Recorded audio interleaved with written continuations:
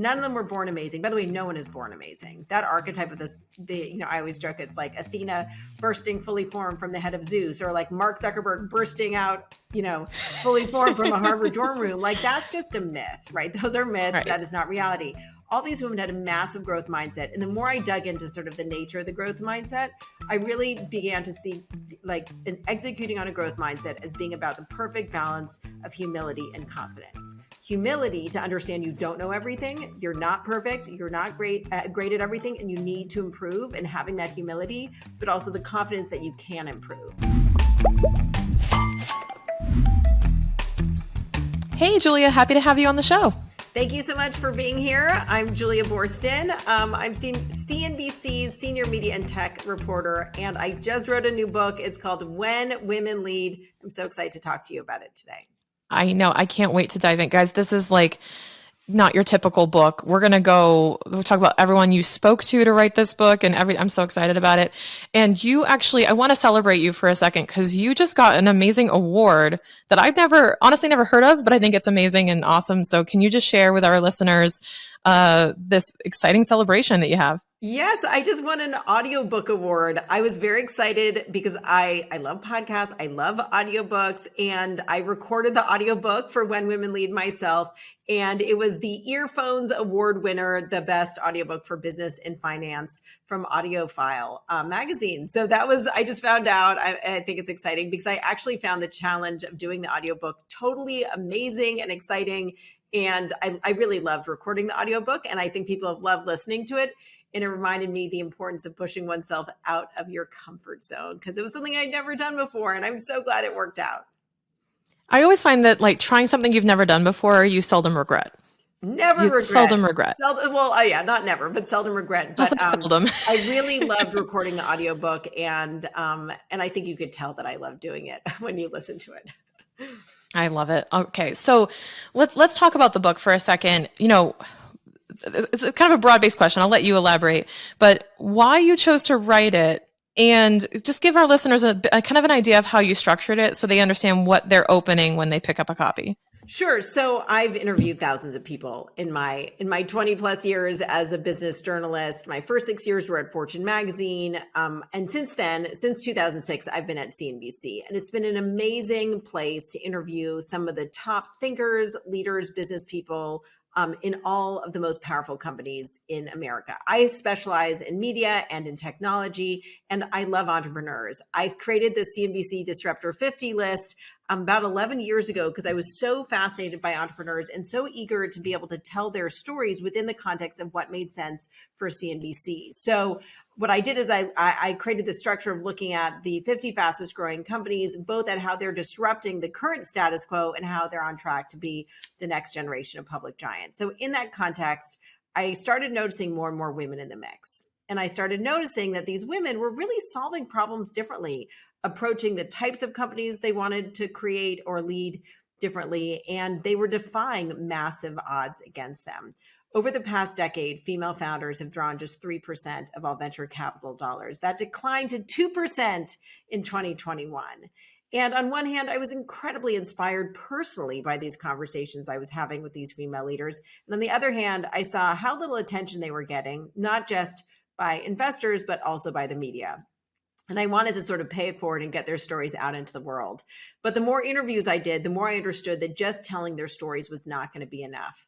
I saw key commonalities across these women, and I ended up interviewing about 120. And the more women I talked to, after I would interview more and more women, I saw these traits that they have, these skills and strategies that they're deploying.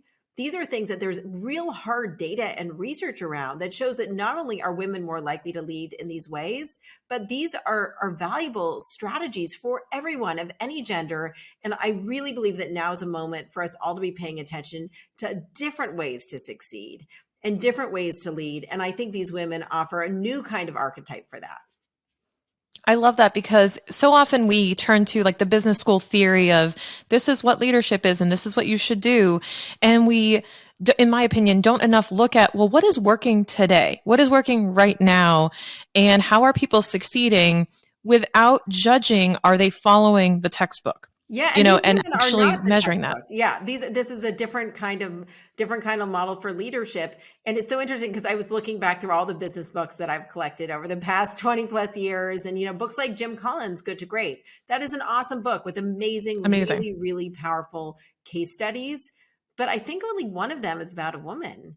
And if you're someone like me and you're trying to find pieces of yourself in these stories, it's a lot harder when the dominant archetype is so predominantly male.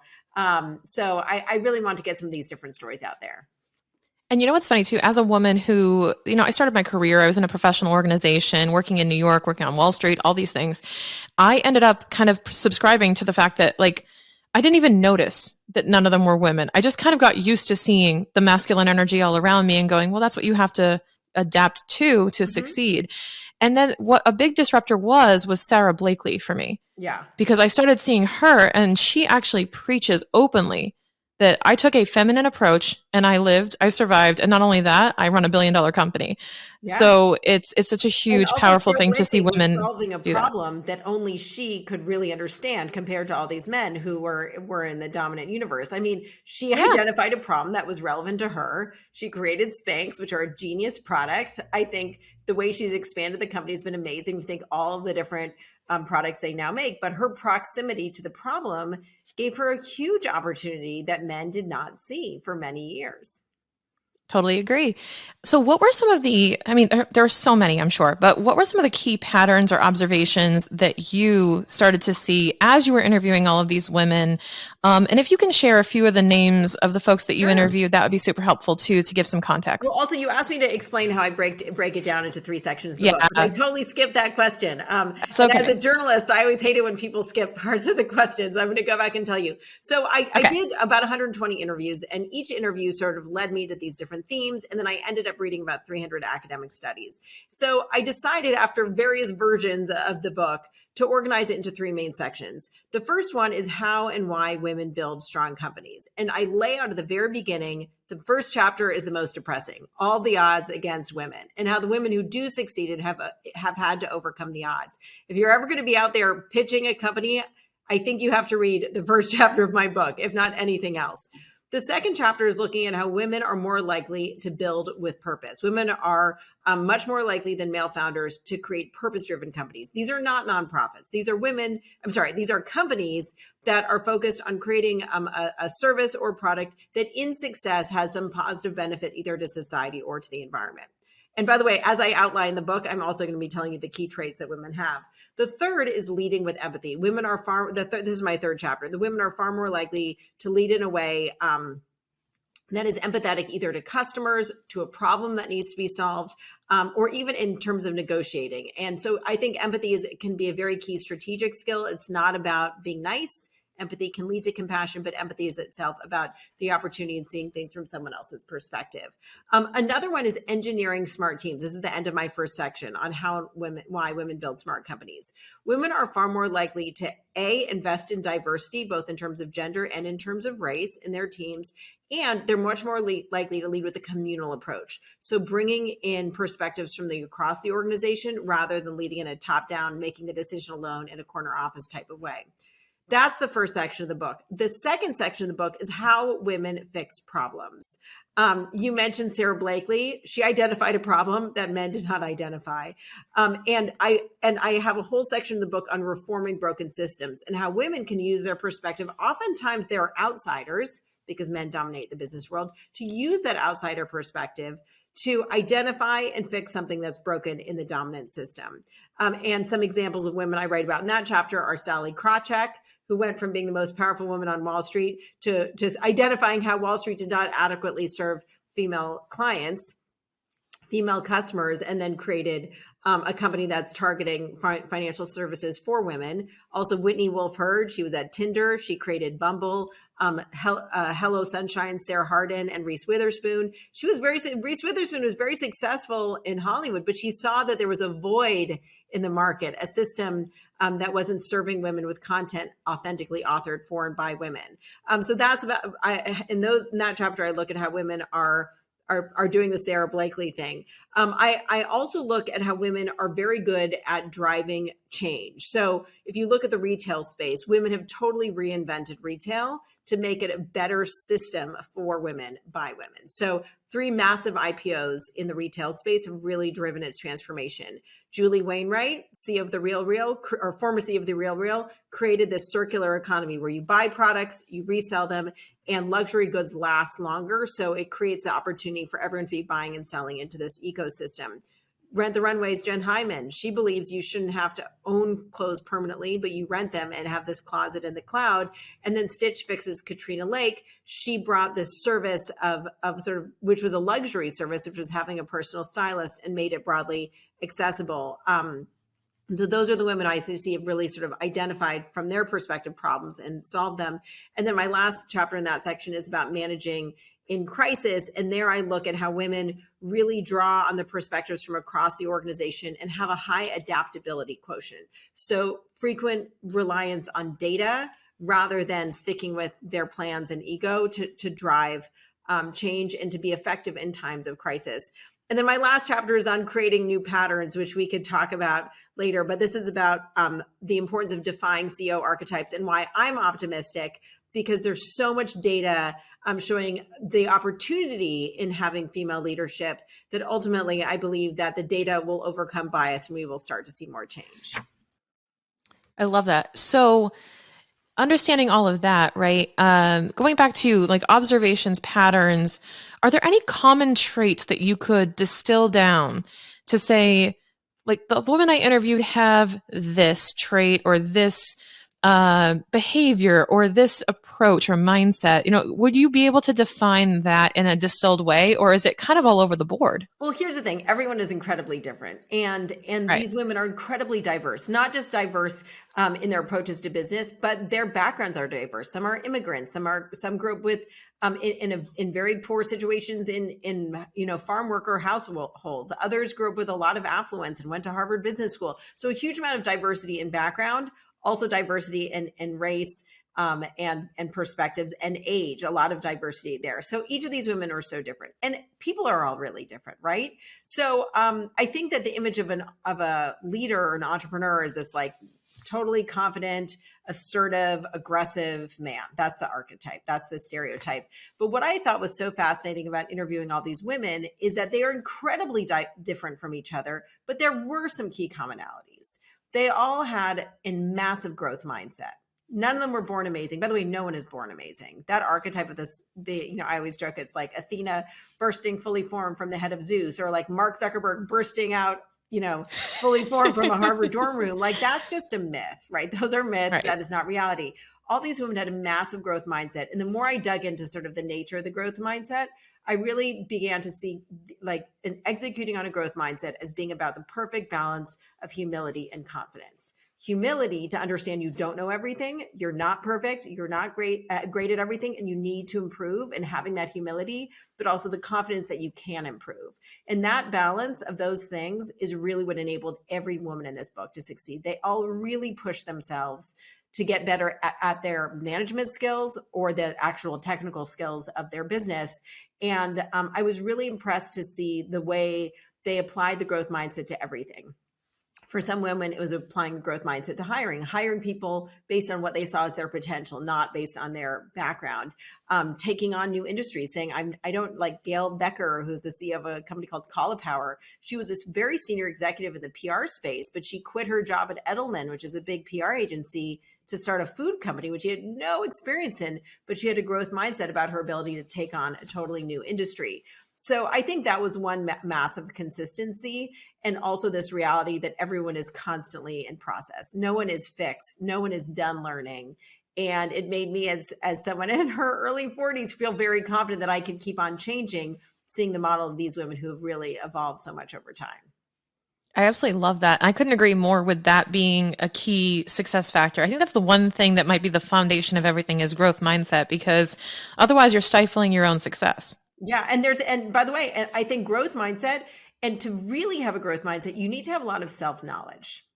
And that can be really hard. And I think one amazing gift I had in doing this book during the pandemic is I had the opportunity to do these 120 interviews. I think all but 5 of them were done virtually and done during the pandemic. I only did about 5 or maybe 6 interviews before the pandemic shut everything down.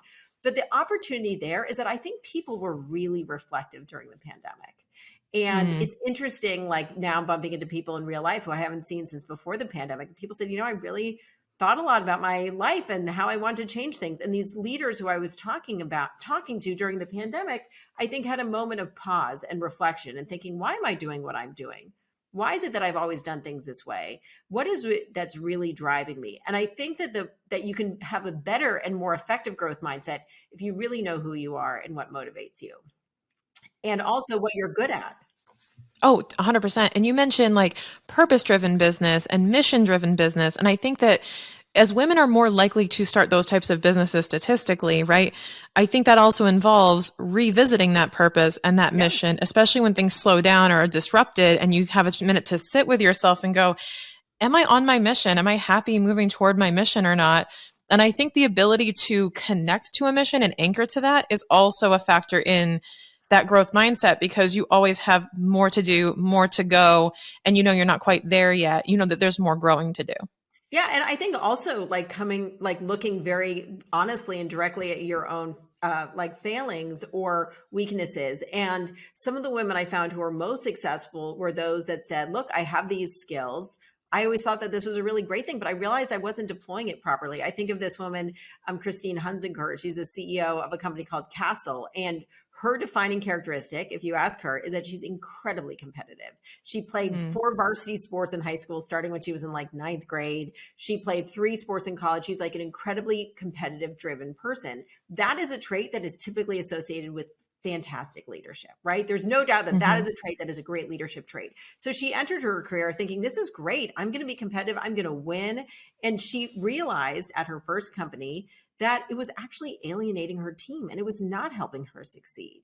So she had to figure out how to take this trait, which seemed like would be great, but to reorient it and to bring her team into it. So her team didn't feel alienated, left behind, or criticized in this process, but rather like they were involved in her competitive drive and brought into it. And I think sort of taking either things that are traditionally associated with flaws and redefining them as strengths, and taking traits that are seen as sort of universal, unilateral wins and saying, how can I actually use this to my advantage, and not just say, well, I'm competitive, so that's a good thing. And I think that self-reflection is really hard because it includes focusing on all the things you're doing wrong. But I think that's why it's so important to take that time, even if it's uncomfortable in the moment. Yeah, it's really about zooming out and understanding context. Saying like, I've learned these absolute things that are good or bad for business, but maybe there's a gray area. Maybe there's a way I can utilize this to my advantage, and context is everything in how I apply it. Yeah. And I think that we're just conditioned into believing that there is a right and wrong way to do business, which is completely false. There's no wrong way to do business. Nothing is absolute. Yeah, nothing's absolute. So I want to shift gears on the topic of that growth mindset. I want to talk about your journey in this book in developing it, interviewing these women. Talk to me about Julia, who decided that she wanted to do this, and what position you were in, and maybe what you thought you were getting yourself into. and then Julia after. What changed? How was your evolution through this process yourself in actually getting to absorb the advice of these women? That's a big question. I would say first, I always knew I wanted to write a book because I started off as a writer for Fortune magazine. And that's always sort of the dream as a young magazine writer, at least that was for me. And I took a while to find the topic that I felt like was the right topic. And to me, this topic about innovators who are women and had defied odds was this amazing combination of 2 things that I was very passionate about: my Disruptor 50 list and identifying the trends and approaches of powerful entrepreneurs. And then also this idea of what does it take to close gender and diversity gaps. And I reported very closely on the Me Too Time's Up movement of 2017, 2018. And I thought that was very important and necessary. And I was glad to be part of that process. But I also believed that it was time to shift the conversation away from what men had done wrong to what women were doing right. And I saw this book as an extension of that, the importance of highlighting these examples to change the narrative and change the conversation about what good leadership looks like and who the good leaders are out there. So once I identified that that concept, I was like, I got to get these stories out there. And so for me, I was on this very surprising journey, which it started with the storytelling, and then it went into the research, and then it turned into this idea of creating new archetypes that are imitable and are accessible. And then from there, I've been on this book tour talking to women around the country, and I've been really interested, especially in talking to young women who are in business schools, to change their perceptions, to catch them before they get stuck in some of this sort of limits of pattern matching that has held a lot of people back, including myself, and to make them understand that they don't have to try to act like someone else. They can really just find their strongest skills themselves. So it's been kind of an evolution, and it's been really interesting. And I think part of, we started off the conversation talking about the audiobook. That was something I'd never done before. It turned out I really loved doing it. And I think for me, it's all been a great reminder that it's so important to keep trying new things and pushing myself outside of my comfort zone. And I feel very grateful that at CNBC, where I spend the majority of my time at my day job, that I'm so grateful that I can be entrepreneurial there. And I created the Disruptor 50 list. I co-created Closing the Gap. And this idea that that we should all keep thinking about what's going to be fun and exciting for us. And whenever we get to spend the time with the things that motivate us, that's when it's easy to get out of bed early in the morning, because you get to work on these projects. And then in terms of how all of this has changed me, there's a lot of research in the book about double standards. And you mentioned this idea of just you ignore it, right? You assume that you're going to be more successful if you don't notice any of the bad behavior or bias or condescension that's going on. And that's how I operated for the first 15 years of my career. And I actually realized, in seeing all this data laid bare and working to make sense of it, that having a really good understanding of the state of the world, even if it's a really terrible state of the world, is hugely empowering. And I think I used to waste a lot of energy and time wondering if I had done something wrong, or if I had said something wrong, or if I could have done something differently. And I think seeing all this research about double standards has empowered me to understand when comments have nothing to do with me, or when someone says something that is really just steeped in their own bias and assumptions that women are supposed to be warm and nurturing all the time, which is a really dominant stereotype. And just knowing when to divide the content from the noise is so liberating. And so I think I'm a lot more productive and effective because I don't get distracted or thrown off if someone says something that may be steeped in their own bias that previously would have bothered me or made me question my own performance. And now I can just say, okay, this comment really has nothing to do with me. I'm not going to waste any time on it. And so that to me has been really liberating. And I hope other people find that as well, because I can't believe how much time I used to waste on things that, some people would call them microaggressions. Other people just call them stray comments with a, that are maybe less educated in their. Oh my goodness. Reflecting on 10 plus years in a big four firm. I'm going, well, there's so much stuff that I would probably, oh my God, there's so many things I would have a response to now, or this is so pre-Me Too, pre all of this stuff. And I'm going, wow, the stuff I put up with that I just dismissed is unbelievable. And the ways I was treated, it was unbelievable by today's standards. And back then, though, it's not that I wasn't it would just be a little needle poke as opposed to a wound. It was more oh, that was annoying. And you brush it off. We got really good at brushing it off and creating a thick skin they couldn't penetrate. But that doesn't mean that they should keep poking. And that's the whole thing, is trying to kind of train us to go, stop that, even though it doesn't hurt, stop that. Yeah. And also it's not hard to say stop it once you know what you're dealing with, or to say, exactly. I remember seeing at a conference, there was a man who was sort of struck up a conversation, ended up like going into business with the other man because they were wearing the same pants. And it was like a very innocent thing. And he was like, isn't this so cool? Like, we're wearing the same pants. Like, we should be best friends. We should talk. And they ended up talking about doing business together. And I called one of the men I was friendly with. And I said, look, I was like, this is like the vicious cycle in action. He's like, what are you talking about? Like, I'm just so happy to meet him. And it's like such a good coincidence. It got us talking. Then we discovered we had these things in common. And I said, but Yep. that's, if you only make decisions that way and only start business conversations that way, you're going to be excluding all these other people who don't wear salmon colored pants to a conference. And I thought that, I was like, this is, and we actually, luckily I was friendly enough to have like a really engaging conversation where I was not accusing him of anything. And that's the other thing, is like, I don't want to, he didn't mean to do anything wrong in starting a business conversation with someone who happened to be wearing the same salmon colored pants. That was just a natural thing for him to fall into. And I thought, to be able to productively and not antagonistically say, hey, let's talk about this. Like, what about all those women who are here who might be a great fit for you from a business standpoint, but are definitely not wearing salmon colored pants and like don't have the Right. same boat shoes as you do. Like, you come from different worlds, but might be even more interesting to you from a business standpoint. And he didn't even realize how that very natural, casual, not weird thing that he was doing was actually excluding other people from the conversation. And so Right. I really want to bring men into this and make it feel accessible and like not scary and mean. Like, this is something that they will benefit from. Like, men will benefit. They will be more successful if they're not just picking their investments based on people who dress similarly to them. Right. And I'm going to share a quick anecdote from my career of that exact type of example. And then also I'm going to ask a question about that. So when I was at the firm and I was like a manager level, someone above me had mentioned to me like, well, of course you're going to make partner. And I was like, well, why? And they said, come on, Shannon, you know, you're going to make partner. I was like, why? And they said, you're the only woman left in your class of 25, 6 years later. Come on, you know, that's a guarantee.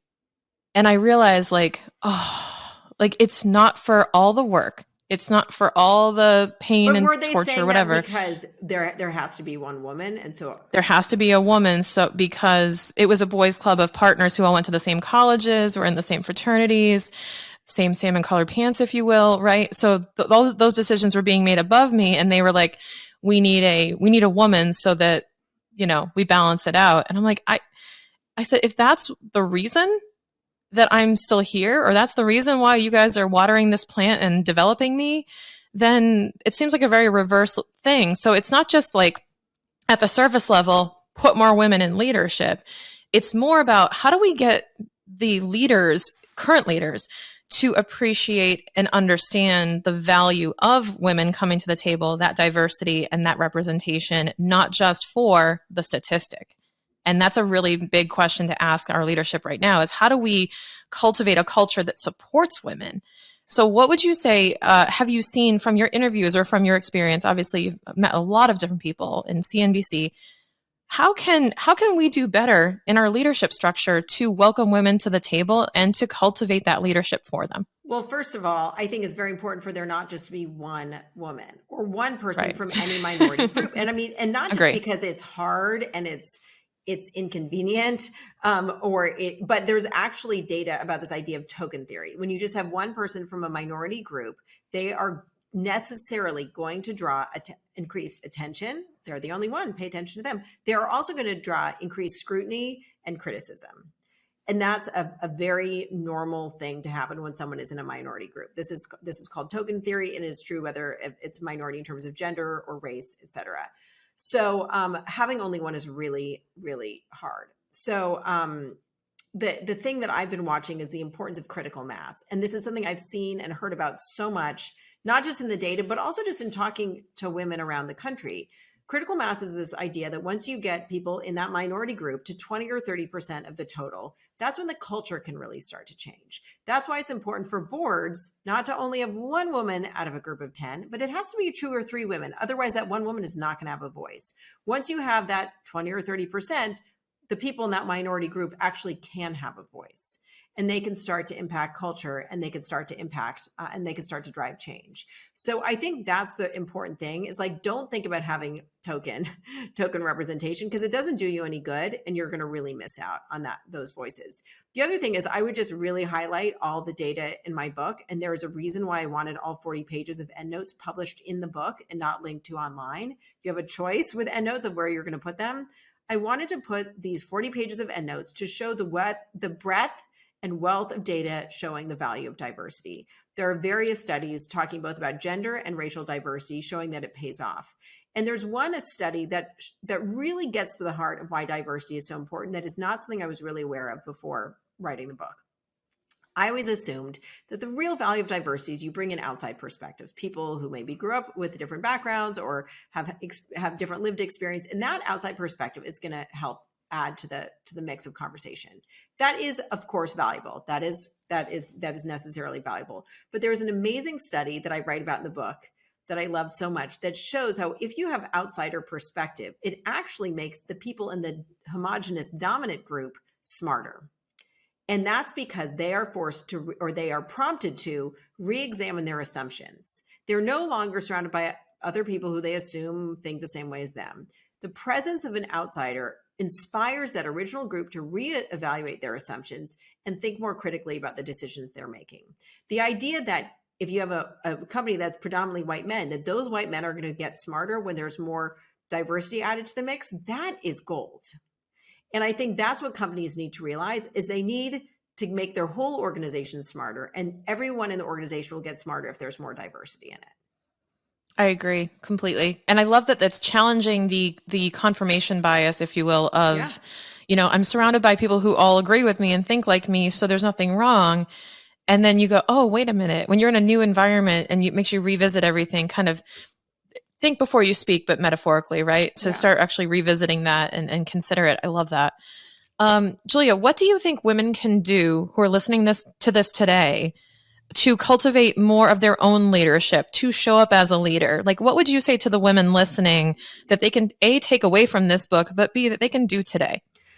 Well, I hope everyone will go out and read my book, When Women Lead, or listen to the audiobook now that I know it's my award-winning audiobook. I hope that the stories in the book can serve as a mirror.